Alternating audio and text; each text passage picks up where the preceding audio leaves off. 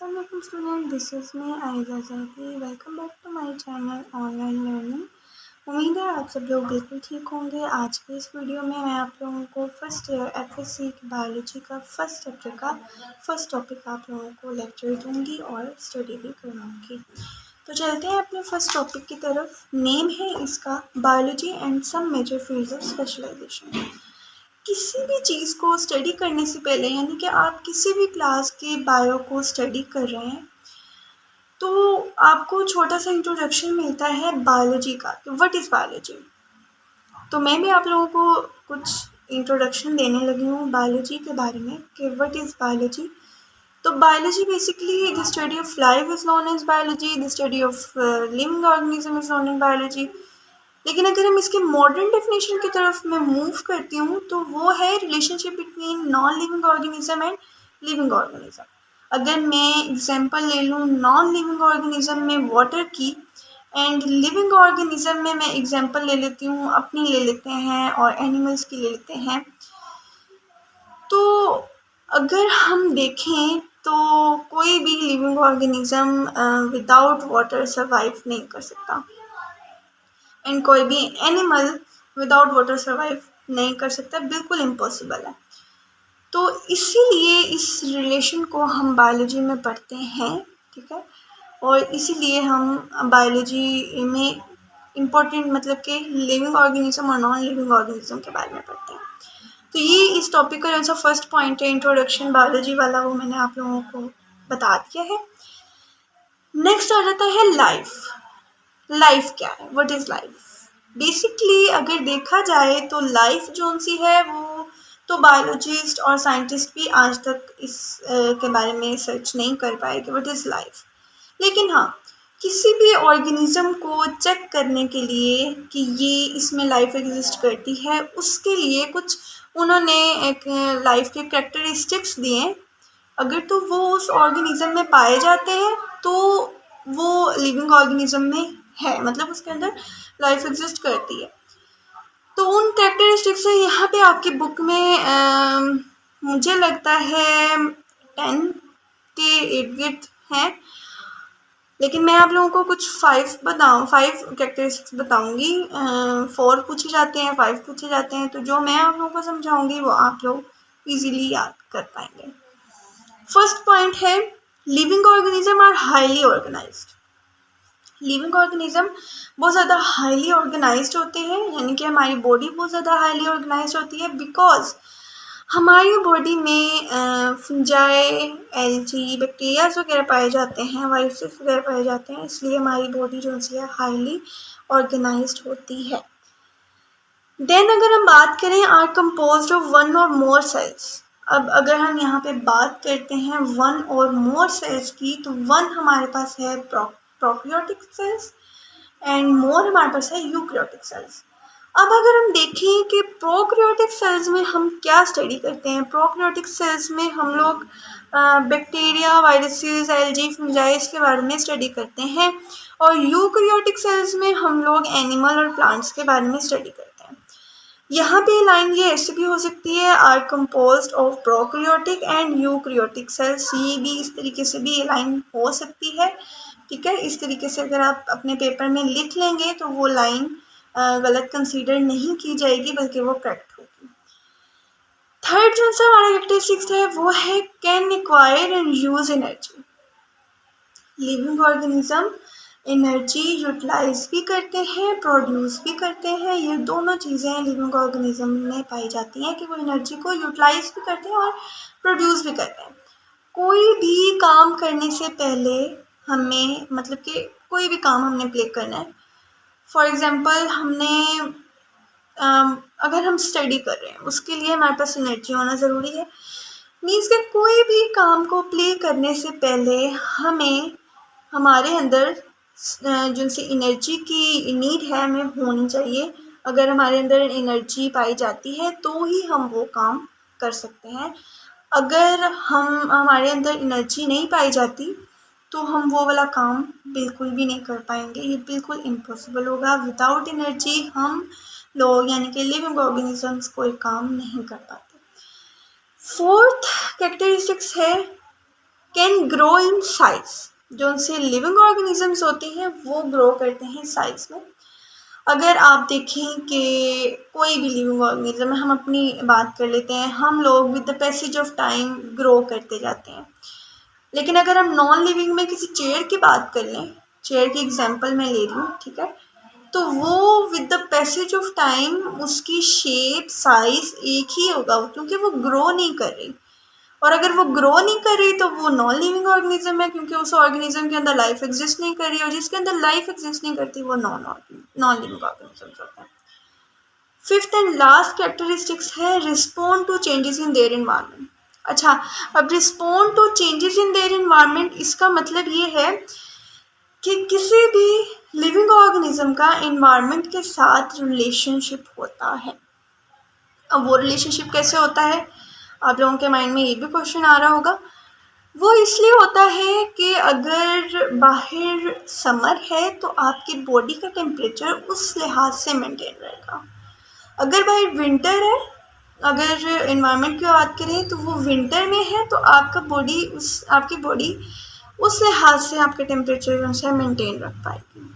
तो ये है इसका रिलेशनशिप लिविंग ऑर्गेनिज्म का इन्वायरमेंट के साथ। नेक्स्ट यहाँ पे कुछ उन्होंने स्टेजेस दी हुई हैं लास्ट पैराग्राफ पे, तो जो कि आप लोगों ने 9th में पढ़ी हुई है।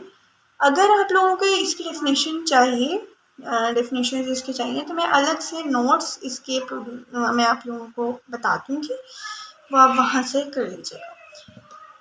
यहाँ पे अब नेक्स्ट पेज पे अगर हम चलें तो वहाँ पे कुछ ब्रांचेस, वैसे तो ब्रांचेस आप लोगों ने 9th में भी पढ़ी हैं, लेकिन यहाँ पे उन्होंने और ब्रांचेस आप लोगों को बताई हैं, वो आप लोगों ने स्टडी करनी है और याद भी करनी है। फर्स्ट है मॉलिक्यूलर बायोलॉजी। मॉलिक्यूलर बायोलॉजी में बेसिकली होता क्या है, हम क्या स्टडी करते हैं, किसी भी लिविंग ऑर्गेनिज्म को उसके मॉलिक्यूलर लेवल पे पढ़ना मॉलिक्यूलर बायोलॉजी कहलाता है। मीन्स के कोई भी ऑर्गेनिज्म है, अगर हम उसको स्टडी करना चाह रहे हैं तो हम उसके मॉलिक्यूलर लेवल पे स्टडी कर रहे हैं। अगर हम उसके किसी भी ऑर्गेनिज्म के मॉलिक्यूलर लेवल पे स्टडी कर रहे हैं तो वो हम इसमें करेंगे मॉलिक्यूलर बायोलॉजी में, ठीक है। नेक्स्ट हमारे पास आ जाती है इन्वायरमेंटल बायोलॉजी। अब जैसे कि मैंने आप लोगों को फिफ्थ एंड लास्ट कैरेक्टरिस्टिक्स में बताया था कि लिविंग ऑर्गेनिज्म का इन्वायरमेंट का एक रिलेशनशिप होता है, वही बात यहाँ पे है कि अगर इन्वायरमेंट आपका समर में है तो आपकी बॉडी का टेम्परेचर उस लिहाज से अकॉर्डिंग टू इन्वायरमेंट मेंटेन रहेगा। अगर विंटर में है तो आपकी बॉडी का temperature according to environment maintain रहेगा। यही बात इन्वायरमेंटल बायोलॉजी में भी है। और अब आ जाती है माइक्रोबायोलॉजी। माइक्रोबायोलॉजी बेसिकली क्या है, 9th में आप लोगों ने माइक्रोबायोलॉजी पढ़ी है एडवांस में। अब माइक्रोबायोलॉजी क्या है, बायोलॉजी दो चीज़ों में आती है, 3 चीज़ों में आती है, बॉटनी, ज़ूलॉजी एंड माइक्रोबायोलॉजी। अब माइक्रोबायोलॉजी में यहीं पे समझा रही हूँ आप लोगों को। ज़ूलॉजी में हम एनिमल्स के बारे में स्टडी करते हैं, बॉटनी में प्लांट्स के बारे में स्टडी करते हैं, एंड माइक्रोबायोलॉजी में ऑर्गेनिजम्स के बारे में स्टडी करते हैं। जैसे कि हम देख सकते हैं बैक्टीरिया, फंजाई, एल्गी, प्रोटिस्टा, इसके बारे में हम लोग स्टडी करते हैं माइक्रोबायोलॉजी में। नेक्स्ट हमारे पास है जी fresh water biology and marine biology. ये मैं दोनों, आप लोगों के माइंड में क्वेश्चन आ रहा होगा कि ये दोनों एक साथ क्यों बोले हैं, क्योंकि अक्सर बल्कि काफ़ी दफ़ा ये पेपर में क्वेश्चन आ सकता है कि differentiate between fresh water and marine biology. तो ये आप लोगों ने याद करना है। अब मैं आप लोगों को समझाती हूँ कि फ्रेश वाटर बायोलॉजी क्या है। फ्रेश वाटर बायोलॉजी वो है, यानी कि वो वाटर जो कि हमें रिवर और लेक से मिल रहा है, यानी कि वो ऑर्गेनिज़म जो कि हमें यानी कि वो ऑर्गेनिज़म जो रिवर और लेक्स के पानी पे एग्जिस्ट करते हैं, वो तो हो गया fresh water biology. Marine biology क्या है, वो वाटर जो कि सी और ओशन से हमें मिल रहा है, यानी कि वो ऑर्गेनिज्म जो कि सी और ओशन के वाटर पे एग्जिस्ट करते हैं, वो हो गया मैरीन बायोलॉजी। ये दोनों भी आई होप आप सब लोगों को क्लियर हो चुके होंगे। पैरासाइटोलॉजी, पैरासाइटोलॉजी नेम से ही शो हो रहा है कि इसमें हम पैरासाइट्स के बारे में स्टडी करते हैं। अब यहाँ पे उन्होंने आपको 2 लाइन्स की थोड़ी सी डिफाइन किया हुआ पैरासाइटोलॉजी को। सेकंड लाइन में आ जाती है होस्ट एंड पैरासाइट। इनका रिलेशनशिप है host, HOST, host and parasite, इनका रिलेशनशिप है। कोई भी डिसीज़ कॉज करती है, ठीक है। अगर हम पैरासाइट और होस्ट का रिलेशनशिप देख लें, होस्ट में बेशक हम अपनी एग्जांपल ले लेते हैं और पैरासाइट में हम कोई भी डिजीज़ ले लेते हैं, तो इसीलिए इन दोनों रिलेशनशिप को हम लोग पैरासाइटोलॉजी में पढ़ते हैं। ह्यूमन बायोलॉजी, नेक्स्ट हमारे पास क्या है, ह्यूमन बायोलॉजी। ह्यूमन बायोलॉजी भी नेम से शो हो रहा है, जैसे कि पैरासाइटोलॉजी नेम से शो हो रहा था, वैसे ये दोनों डिफरेंट है, एक जैसे नहीं है, लेकिन नेम से शो हो रहे हैं दोनों, ठीक है। ह्यूमन बायोलॉजी बेसिकली हम ह्यूमंस के बारे में स्टडी करेंगे, क्या उनके structure, function, histology, anatomy and morphology और बहुत सी उसके स्ट्रक्चर फंक्शंस को हम लोग डिस्कस करते हैं। अब हमारे पास आ जाता है histology. What is histology? The study of tissues is known as histology, right. ये ही है इसकी डेफिनेशन कि हम लोग टिश्यूज को अगर स्टडी करना चाह रहे हैं तो वो हम हिस्टोलॉजी में कर पाएंगे डेफिनेटली। एनाटमी, ये मैं ज़रा एक्सप्लेनेशन है इसकी थोड़ी सी है, मैं ज़रा एंड पे करूँगी। मॉर्फोलॉजी की तरफ चलते हैं। मॉर्फोलॉजी अब 2 टाइप्स की होती है, एक तो होती है एक्सटर्नल, एक होती है इंटरनल। एक्सटर्नल में हम किसी भी लिविंग ऑर्गेनिज्म को एक्सटर्नली पढ़ते हैं, ठीक है, स्टडी करते हैं, वो एक्सटर्नल मॉर्फोलॉजी में। किसी भी लिविंग ऑर्गेनिज्म को अगर हम इंटरनली कट करके पढ़ रहे हैं तो वो इंटरनल मॉर्फोलॉजी में हो जाएगा, मतलब उसका इंटरनल स्ट्रक्चर पढ़ रहे हैं, ठीक है। अब आते हैं एनाटमी की तरफ। एनाटमी बेसिकली टू जो से वर्ड्स हैं उनसे मिलके बनी है, एना और टॉमी, ठीक है। इन 2 लफ्ज़ों से मिलके एनाटमी का वर्ड बन गया है। Ana mean up and tomy mean cut, means के अप कटिंग। किसी भी लिविंग ऑर्गेनिज्म को इंटरनली कट करके उस पार्ट को पढ़ने को हम कहते हैं एनाटमी। यानी कि ह्यूमन बायोलॉजी में हम लोग उसका structure, function, histology, anatomy, internal morphology, external morphology, सब के बारे में हम लोग ह्यूमन बायोलॉजी में स्टडी करते हैं। एंड सेकेंड लास्ट हमारे पास आ जाता है social biology. Very easy. Social biology भी नेम से शो हो रहा है कि किसी भी लिविंग ऑर्गेनिज्म के सोशल बिहेवियर को स्टडी करना सोशल बायोलॉजी कहलाता है, ठीक है। And last one, biotechnology. What is biotechnology? ये एक बहुत है इसमें एक्सप्लेनेशन थोड़ी सी।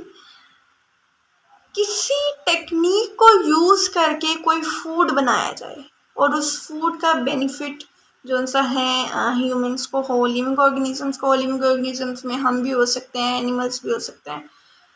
तो इन 2 चीज़ों को अगर उसका बेनिफिट हो रहा है, यानी कि किसी भी टेक्निक को यूज़ करके कोई फूड बनाया जा रहा है, इसकी स्टडी को कि कौन सी टेक्निक से कौन सा फूड बन रहा है, किसके लिए बेनिफिशियल है, इस स्टडी को हम कहते हैं बायोटेक्नोलॉजी। यहाँ पे हमारी जो सी टॉपिक है, हमारा जैसा टॉपिक है जो कि मैंने आप लोगों को लेक्चर देना था, स्टडी करवाना था, वो हो चुका है कंप्लीट। लेकिन अभी हमारी वीडियो एंड नहीं हुई। लास्ट पे मैंने आपको बता दिया था अपने कंटेंट के इंट्रोडक्शन में कि मैं आपको जो स्टडी करवाऊँगी लास्ट में आप लोगों को निशान और इम्पोर्टेंट लाइन्स बता दूँगी, ठीक है। तो मैं अभी वही बताने जा रही हूँ। आप लोगों ने फर्स्ट पेज पे आ जाना है। जो भी इस वीडियो को देख रहा होगा, आई होप कि आप लोगों के पास बुक होगी, ठीक है। अगर नहीं है तो आप ले लें, अपने बैग में है तो बैग से निकाल लें, क्योंकि मैं आप लोगों को कुछ इंपॉर्टेंट लाइंस और निशान लगवाने लगी हूँ, वो आप लगा सकें और इजीली याद कर सकें। तो यहाँ पे आप लोगों ने फर्स्ट तो हेडिंग बना लेनी है बायोलॉजी की। यहाँ पे आपने डेफिनेशन लिख देनी है। फर्स्ट लाइन है इस टॉपिक की, biology is the study of living things. जो मैं बोलती जा रही हूँ वो आपने याद करना है, ठीक है। Biology is the study of living things. It is a branch of science and like other sciences, it is a way of understanding nature. Biologists deal with the living part of nature and with the non-living things which affect the living things in any way. यहाँ तक आपने in any way तक करना है। Biology is the study of living things से लेके in any way तक third line में। फोर्थ लाइन आपने छोड़ देनी है। फोर्थ लाइन के लास्ट पे लिखा हुआ है द, ठीक है, वहाँ से निशान लगा लेना है। वो है the literal meaning of biology is the study of life. ये वाली लाइन आपने उसमें ऐड कर देनी है, ठीक है। ये आपकी बायोलॉजी की डेफिनेशन हो जाएगी, बायोलॉजी की हेडिंग देके आप ये लिख सकते हैं। नेक्स्ट कौन सा पैराग्राफ है उसको आप रहने दें। थर्ड पैराग्राफ पे आ जाते हैं लाइफ।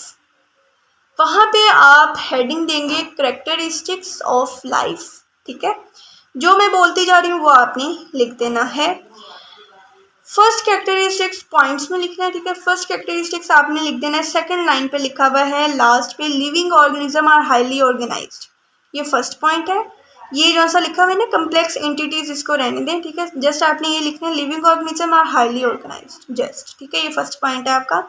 सेकंड पॉइंट इसी से आगे शुरू हो रहा है, कम्प्लेक्स एंटिटीज को कट कर दें, वो आप लोगों ने नहीं लिखना। आगे स्टार्ट हो गया है आर कंपोज्ड ऑफ वन और मोर सेल्स, ये अगले सेकंड पॉइंट है, ये लिख देना है। देन आप कंटेन जेनेटिक प्रोग्राम, इसको रहने दें।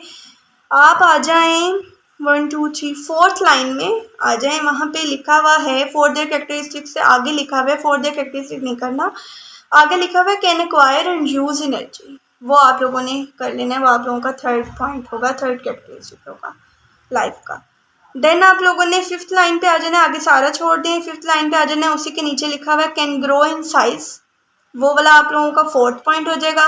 देन आप उस लाइन उससे नीचे आएंगे लास्ट लाइन पे इस पैराग्राफ की, वहाँ पे लिखा हुआ है लास्ट पे respond to changes in their environment, ये आप लोगों का फिफ्थ पॉइंट है, ठीक है। वैसे बेसिकली 4 पूछे जाते हैं, लेकिन मैं आप लोगों को एक एक्स्ट्रा करवा रही हूँ कि अगर उन्होंने 5 भी पूछ लिए तो आपका ये क्वेश्चन बहुत अच्छे तरीके से अटैम्प्ट हो जाना चाहिए, ठीक है। नेक्स्ट जो से पैराग्राफ है उनको छोड़ दें, एनी ऑब्जेक्ट वाले को, उससे अगला द साइंस ऑफ बायोलॉजी, ये भी छोड़ दें। नीचे आएंगे तो ये डेफिनेशंस हैं, जैसा कि मैं आप लोगों को पहले भी बता चुकी हूँ कि आप लोगों को ये डेफिनेशंस के नोट्स जो से हैं मैं आप लोगों को दे दूँगी, ठीक है। तो नेक्स्ट पेज पे आप लोग जाएं तो वहाँ पे है जी मोलिक्यूलर बायोलॉजी। मोलिक्यूलर बायोलॉजी जितनी भी यहाँ पे ब्रांचेज हैं सारी आप लोगों ने एज इट इज़ याद करनी है। तो यहाँ पे होती है हमारी वीडियो एंड, ठीक है। आई होप सो कि आप लोगों को आज का लेक्चर समझ आ गया होगा, काफ़ी हेल्पफुल भी रही होगी ये वीडियो आप लोगों के लिए।